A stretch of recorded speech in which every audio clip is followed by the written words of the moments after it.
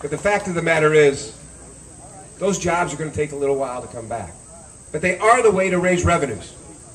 Pat Quinn says he wants to, well, I'm not sure what he says, but we do know every time he opens his mouth, he wants to raise your taxes.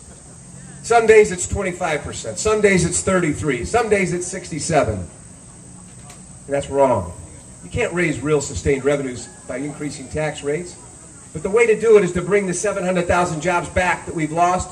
Do you realize that not only does a job create wealth and a livelihood for a family and a quality of life, but it brings over $4,000 in revenue to the state. That's over $3 billion we've lost to reduce property taxes and do other things that are so important because we've failed to realize the importance of jobs in our state.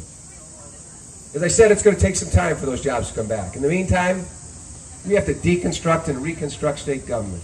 They have been spending far too much beyond our means, and as governor of this state, I will reduce spending by no less than a dime on every dollar by rooting out fraud, waste, efficiency, mismanagement, and corruption, and bring real professionals to run state government.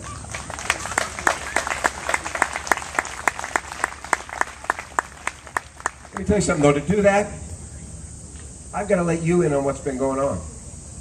The first executive order I will issue is to work with the Auditor General to ensure that we have a full and comprehensive audit and open up the books so we can know where the money's been going.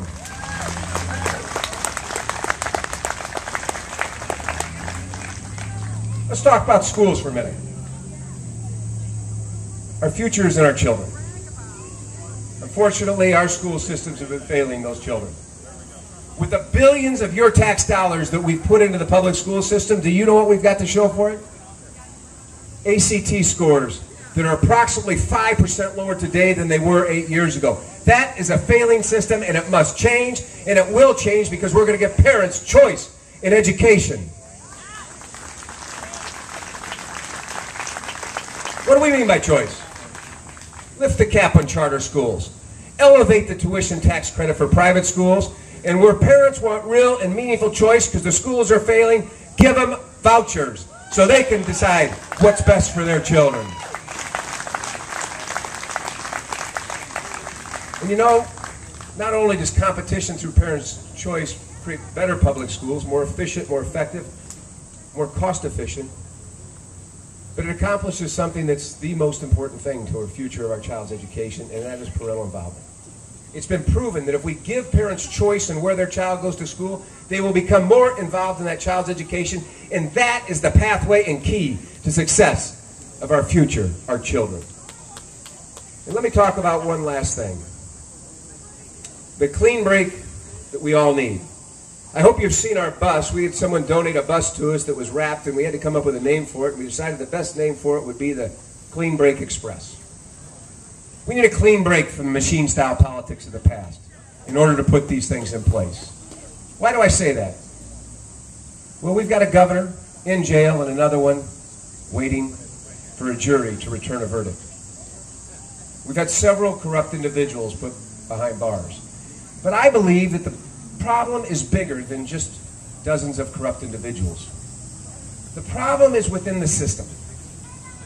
You know, Winston Churchill said it best when he said, democracy is the worst form of government, save all the rest. But our democracy can only be the best form of government if we participate, and it is a citizen's democracy and a citizen's legislature. But unfortunately today, state government is an oligarchy. Too few people have far too much control. And they're not going to give it back to us, but we're going to take it. And we're going to take it by imposing term limits and contribution limits and legislative remapping for our interests, not their political fiefdoms.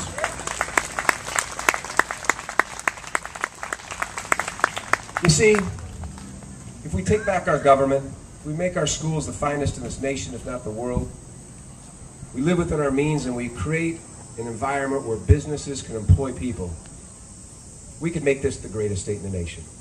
That's why Nancy and I feel it's so important to put ourselves forward in this election. I know you feel the same way, or you wouldn't take time out of your Saturday afternoon to be here.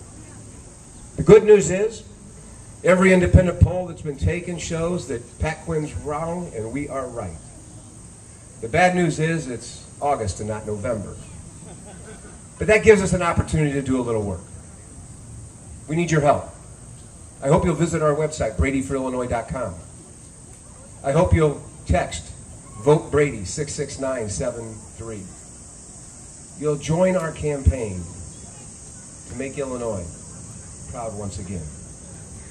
How many of you here are veterans or related to someone serving our country overseas right now? Would you stand up? Would you stand up? Can we acknowledge them for what they've given?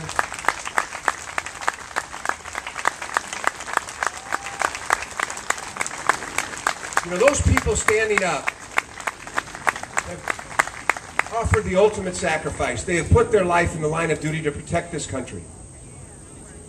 This election is about making sure that this country is something worth protecting.